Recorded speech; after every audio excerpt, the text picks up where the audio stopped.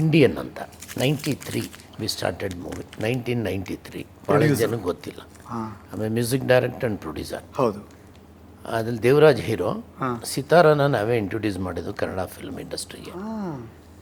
ಸಿತಾರ ಅಂತ ಹಾಲುಂಡ ತವರು ಎಲ್ಲ ಮಾಡಿದ್ರಲ್ಲ ಅವರು.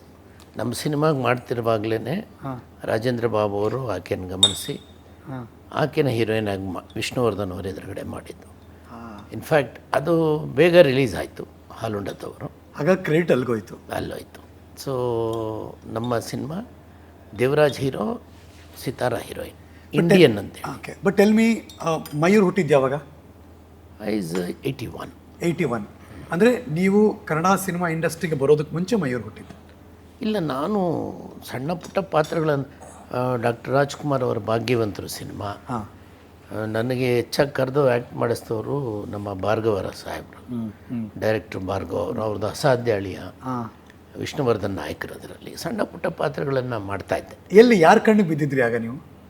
ಹೀಗೆ ಅಲ್ಲಿ ಇಲ್ಲಿ ಎಲ್ಲರೂ ನಮ್ಮ ಕಾರ್ಯಕ್ರಮಗಳಲ್ಲಿ ಬರ್ತಿದ್ರು. ಮತ್ತು ನಾನು ಮ್ಯೂಸಿಕ್ ಮಾಡ್ತಿದ್ದೆ. 1977 ಫಸ್ಟ್ ಮ್ಯೂಸಿಕ್. ಆರ್ಕೆಸ್ಟ್ರಾ? ಇಲ್ಲ, as a music director. Okay. But orchestra ದಂಪತಿಯರು, ಅವನ ಕಣ್ಣು, ಭಾಳ ಸಿನಿಮಾಗಳೆಲ್ಲ ನಾನು ಮ್ಯೂಸಿಕ್ ಮಾಡ್ತಾಯಿದ್ದೆ.